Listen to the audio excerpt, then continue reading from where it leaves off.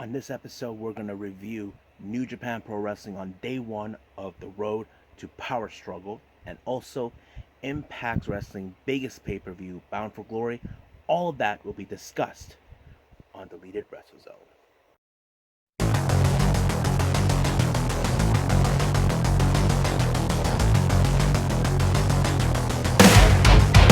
Are you ready?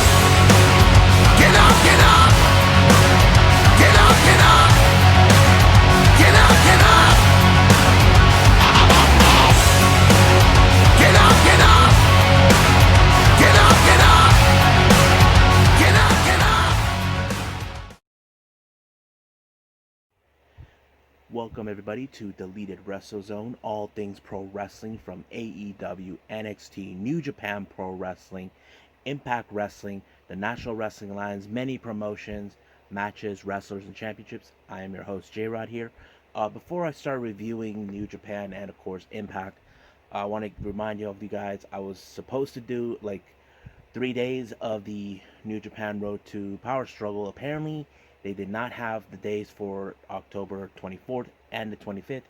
I'm assuming these are non-broadcast shows that they were unable to broadcast. I will do the results, or maybe not. But there's been interesting on the first day. Basically, on this one, they had for the main event for the Never Openweight six-man tag team titles between Chaos and Suzuki-Gun. And Impact Wrestling had their biggest pay-per-view, the Bound for Glory. But as you know, today is the 26th of October. No, 25th of October. Basically, it is Hell in a Cell. I haven't watched it yet. Apparently, there's been talk from various people. I will review that one on a single episode after this one, so I can review what my thoughts, what I think of it. So this will be a very interesting thing for me to do. As you guys know, I don't normally talk about Raw or SmackDown unless there's certain storylines or things that happen. I'm willing to talk about those instead. So right now, let's review New Japan Pro Wrestling Road to Power Struggle.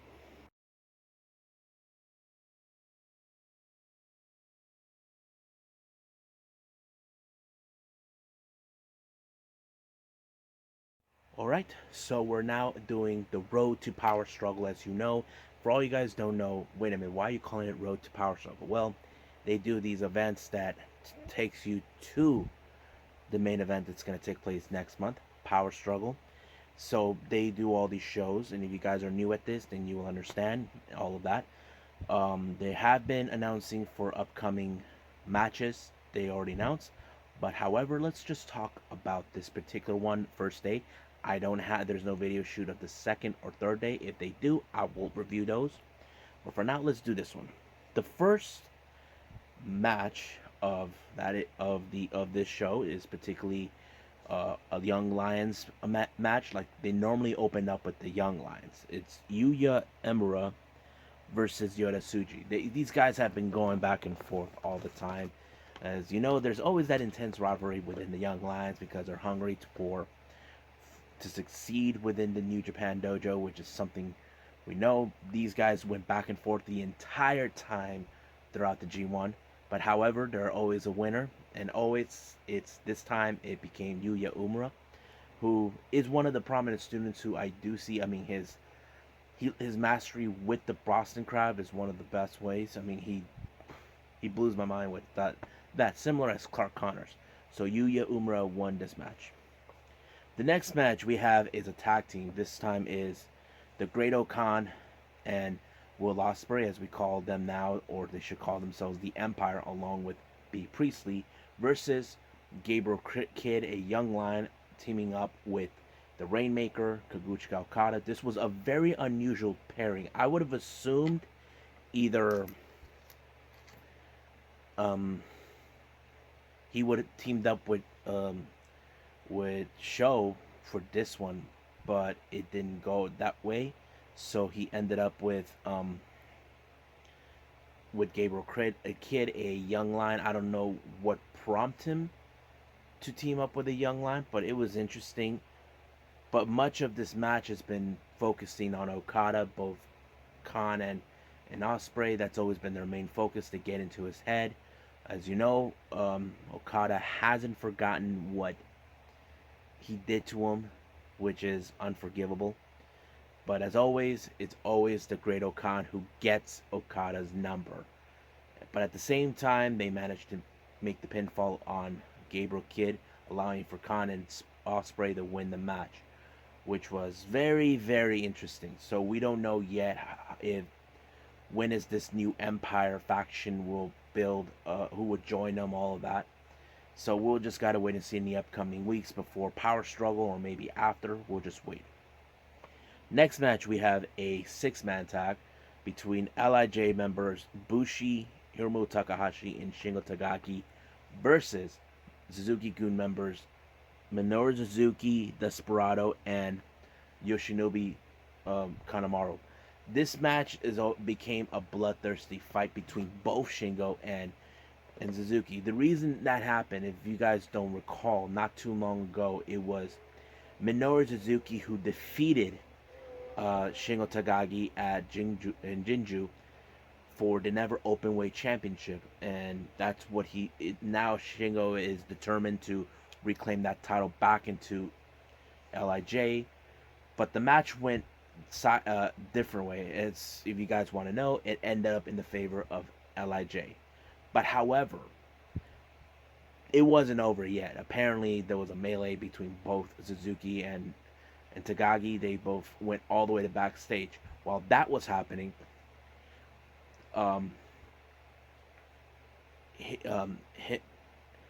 Himuru decided to talk.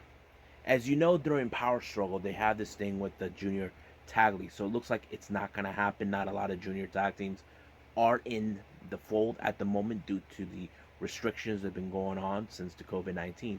So Hiromu decided that no one is challenging the current IWGP Junior Heavyweight Tag Team Champions, which is Suzuki-Gun members Desperado and Kanemaru.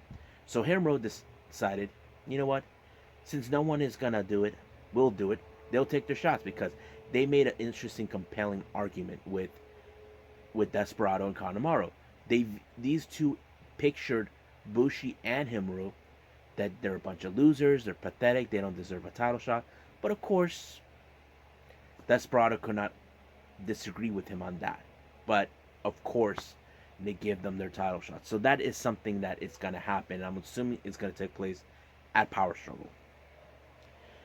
Next match we have is another six-man. This time is Kota Ibushi, Hiroshi Tanahashi, and Tomoaki Honma versus Bullet Club members Jay White, Geto, and what's his name? And Kenta.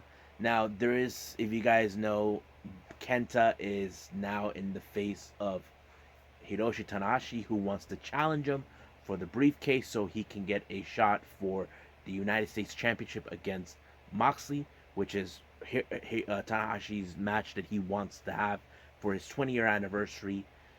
And that's what he wants to do. And as for Jay White, he's more interested in obtaining the briefcase to contain the contract for a title shot at Wrestle Kingdom that now is currently in the possession of Kota Ibushi. Jay White believes that it's his time, but that whole match has been like that the entire time. But however, Honma and Geto are the guys who provided support for these guys in the six-man. But Geto, as always, tried to get away with everything. It didn't help. He got Kamagoye by Ibushi, allowing him to win. But Ibushi is no fool. He knows that what Jay White wants, and he wants to obtain it. So we just gotta wait and see that. It's already been confirmed. It will take place at Power Struggle. I'm excited to see that, where they're gonna go with it. Now the next match is a tag team. We have LIJ members Sanada and Tetsuya Naito versus Bullet Club members Evil and Dick Togo. Now, as you know, this rivalry between Evil and Naito has been going on since Evil betrayed Naito and LIJ at the finals of the New Japan Cup. And now this time he is determined to reclaim what he felt were taken from him, that the renting period with Naito holding those titles is over. So it is going to happen in Power Struggle. But the match ended in the favor of Sanada and Lij and Tetsuya Naito. So this feud between Evil and Naito is far from over. Now we go to the main event. This is a match that has already been declared in the finals of the G1. Doiki, who is a member of Suzuki-Gun, issued a challenge against Chaos members who currently hold the Never Openweight six-man tag team champions, who are Yoshihashi, uh, Hiroki Goto, and Tomohiro Ishii. Now, Doiki has an opinion believing that Yoshihashi is a joke. He doesn't deserve to have those belts in that belt in his waist. So he looks at the other members of Suzuki-Gun, like Minoru Suzuki, who's the current Never Openweight champion, Kanemaru and Desperado, the current IWGP Junior Heavyweight Tag Team Champions, and of course, Taichi and Zack Sabre Jr. as the current IWGP Heavyweight Tag Team Champions. Now he wants to take the go. But this match was unbelievable. I have to say, this one was the match of the night. Reason is, much of the time, everybody in Suzuki-Gun, Taichi, Doiki, Zack Sabre Jr., they've been trying to separate Yoshihashi away from Goto and Ishii. But I have to say, with this match, it showed a bit of the improvements and evolution of Yoshihashi as a pro wrestler. The entire time, Doiki has been trying to prove that Yoshihashi is a joke, that he doesn't deserve anything. But he tried everything. There was a moment where Taichi was not getting in the right rhythm to get his hands on Yoshihashi, but against his better judgment, he decided to tag in Doiki, who wants to finish him off. So he tried to do every move that he has in his arsenal, but it didn't work.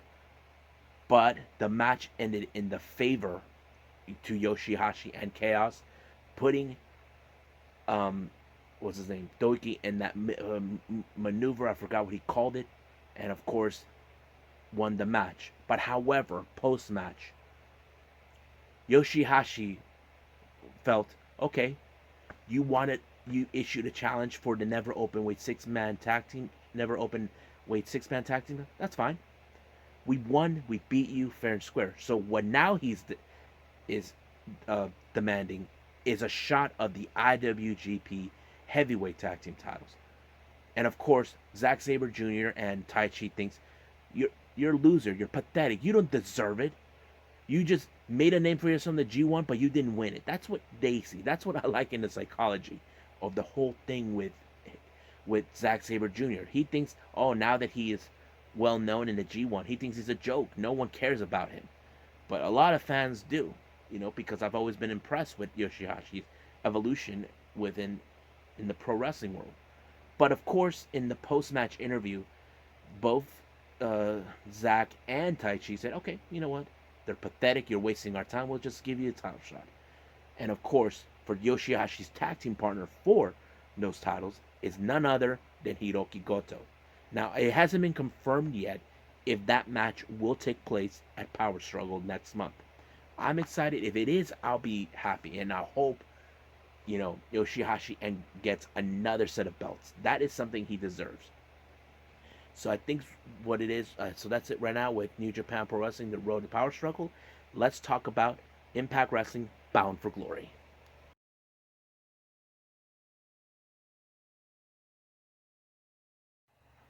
Okay, so we're going to review Bound for Glory by Impact Wrestling, one of the biggest pay-per-views they ever done.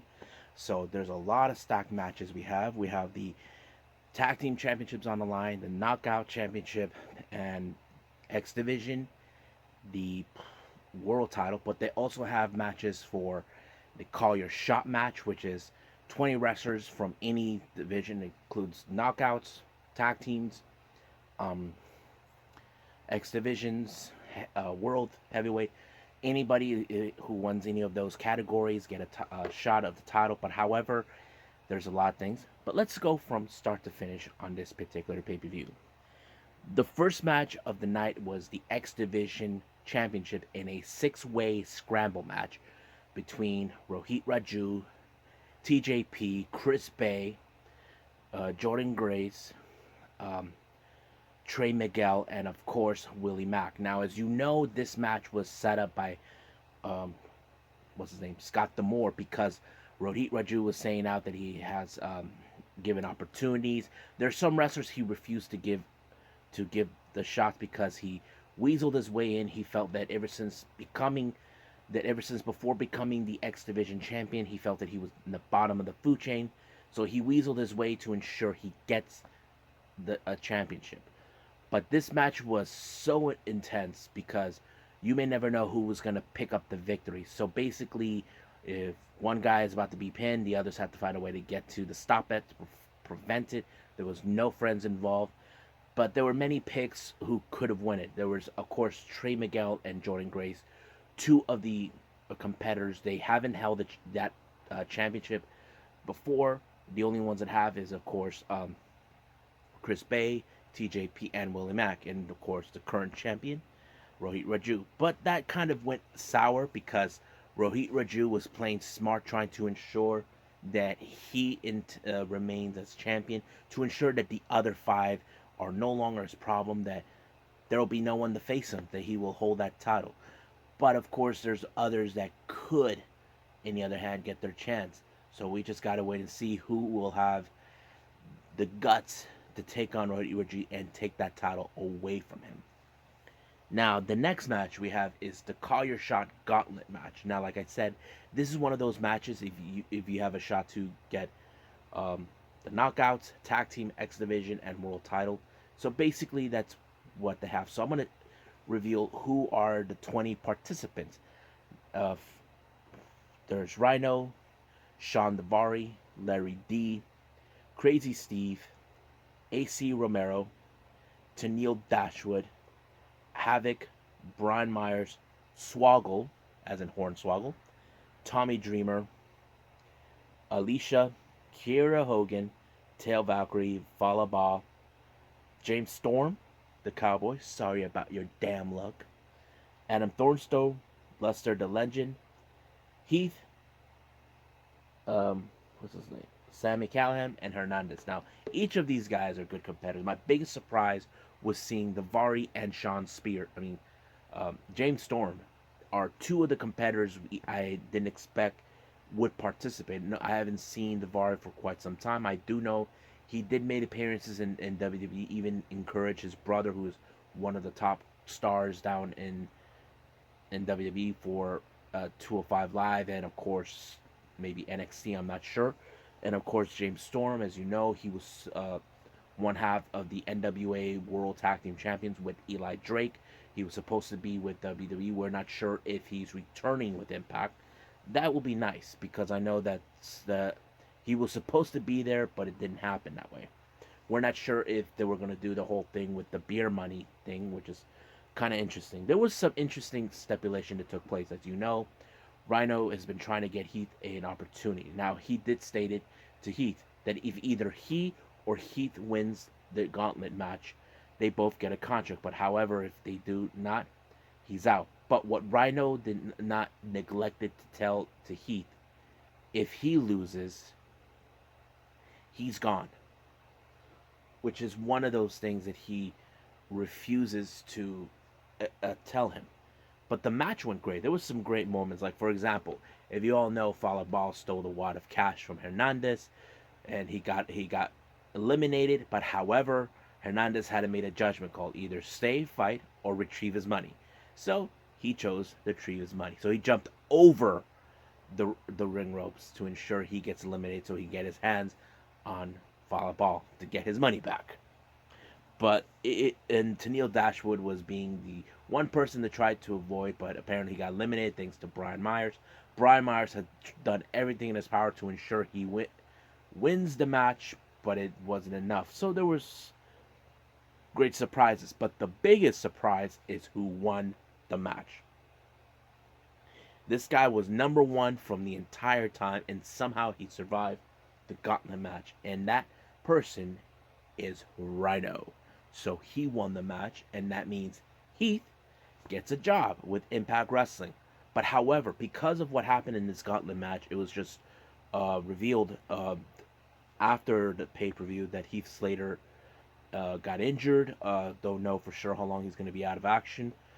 And that's kind of unexpected, because we do know the reports from certain other promotions that had wrestlers that were injured, like AEW that had Ray Phoenix and Alex Reynolds and Abaddon. They're all three of them were injured. I don't know about WWE, but that's how it is that took place. So it's kind of bummer, but however, is a great match, like a fairy tale story that I enjoyed watching. Now, after coming out of the Gauntlet match, we had an interview with the North. The North have always been stated that they are the longest reigning tag team champions in the world, since no other team has ever beaten them. But however, they've been feeling anxious to regain the tag team titles back in their hold. They've been like out of it almost less than 100 days, and they know they have their work cut out to face against three other opponents. They have not only the champions, Motor City Machine Guns, you got the Good Brothers, and of course Ace Austin and Madman Fulton. So that's one of the cases that took place. Now we jump in with a little bit of a video promo with EC3 uh, talking about Moose to control his narrative. Now there has been a change in Moose's attitude. He has gone crazy since EC3 took his title. And of course, it's set up for the match for the undisclosed location. Moose and EC3 have been fighting back and forth, all this and that. And it was so bloody. And I think Moose could not understand what is going on. So he asked him, "Do you really want me to hurt you?" And he said, "Yes." He just stood there and then told him to control his narrative. And that's when he whacked him with the belt. But what does this mean? Are we seeing a dark side of Moose? Because Moose has always been proclaiming himself to be the best wrestler in the world. But EC3 believes you're nothing but a fraud. You haven't been that wrestler you claim you were. So are we seeing something new about Moose? No one can understand what's going on, but we'll see what happens on the upcoming Impact show that's coming up this coming Tuesday to see what's happening. Now, as you know, recently Ken Shamrock has been inducted into the Impact Hall of Fame. He received a congratulations and someone to induct him into the Hall of Fame, and that person is none other than Dwayne "The Rock" Johnson. Some of you ask, why would he do that? Simple. If you all recall the history between both Shamrock and The Rock, there was some great rivalries between them, and it kind of made things a lot more simpler between them. Sorry, folks, just my phone. It has something right now going on, but sorry about that. Anyway, so Shamrock, on the other hand, was happy and The Rock saying that he was a great rival to have. He helped him push his career, all of that. So basically, he's been grateful to meet a guy like him, calling him the father of the UFC and one of the pillars for the Attitude Era. And now he's inducted into the Impact Wrestling Hall of Fame. Then we jump into the match between Shamrock and Eddie Edwards. The match was like basically a bit brutal, but however, you had Eddie Edwards. He had to be careful with Sami Callihan, who is always lurking around, tries to do something stupid. But however, he pulled out his bat. However, Eddie Edwards brought his kendo stick. He called Kenny, so he whacked him. But because of that, it wasn't enough. Shamrock put him in the ankle lock, allowing him to pick up the victory for this particular match. So Shamrock wins the match. Now, next match is for the Impact World Tag Team Championship in a four-way. We have the North, the Motor City Machine Guns, the Good Brothers, and Ace Austin and Madman Fulton. Now, when the Motor City Machine Guns were coming out to the ring, the North viciously attacked them and took out Alex Shelley by power driving him through the ramp. Now, it's still unclear what happened, so Chris Sabin had to make a judgment call, so he had to stay in the ring to represent the Motor City Machine Guns. This was a strategy by the North because they're desperate to win back what they felt was rightfully theirs.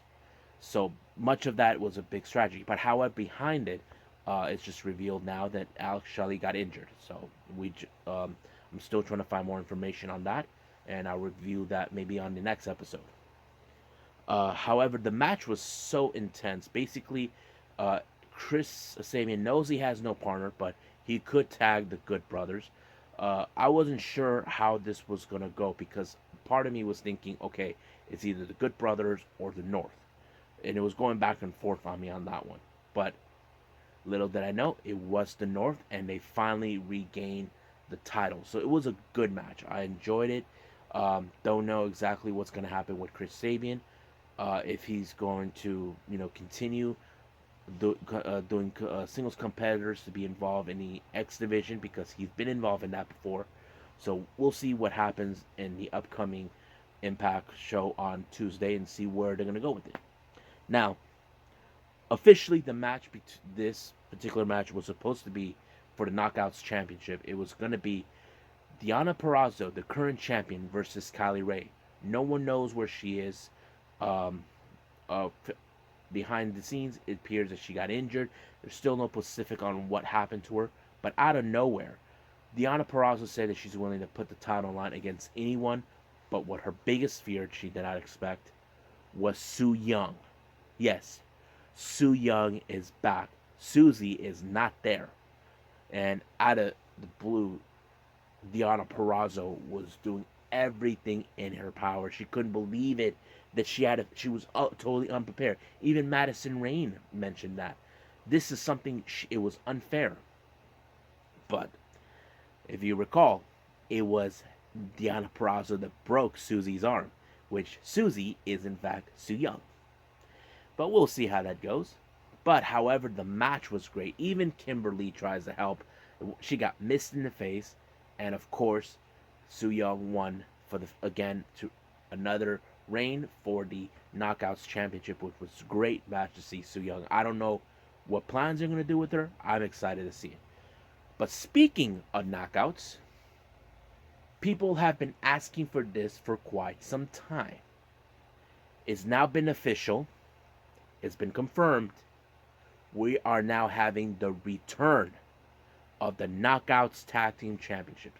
This is something that Madison Rayne is well familiarized with because she mentioned it, and I'm excited to see that. Now, I know people were talking about this on social media. Some say Rosemary and Taya Valkyrie could be the first people to win those titles. Me, I would like to say I do see that because they're an interesting group to watch. So I'm excited for that. Now let's jump into the main event. The main event is, of course, for the Impact World Championship between Rich Swann and Eric Young. Eric Young, on the other hand, has been trying to prove that he gave Rich Swann an opportunity. So he's been telling him that he doesn't deserve it, that he needs to quit, to leave, all of that. He's been talking trash throughout the entire match, but Rich Swann was not going to let him get away with it. He wasn't going to give up that easily, no matter what Eric Young would say coming out of his own mouth. But there were great moments in the match where there's been high flying, try to fight back against a guy like Eric Young. But the biggest surprise, it was Rich Swann who won the match. I was so happy that it was Rich Swann. He is now the new Impact World Champion. I'm so happy it was him. And as soon as the match was over, here comes members from the locker room. Some even stood by laughing at Eric Young, knowing, ha ha ha, you lost. But it's a great time for now that the crazy, insane Eric Young's reign is over. We got a new champion, and that is Rich Swann, baby. So I'm excited for that. I'm excited what's going to happen. But I do know this is far from over with Eric Young. He will try to regain that title. So I hope you guys enjoy this episode of me reviewing these two shows. The next one will be an all episode of Hell in a Cell. I will review the whole thing from start to finish. Give you guys my thoughts on this one and discussions what I thought. So I must bid all of you adieu. So goodbye. Mwah. And have a nice day.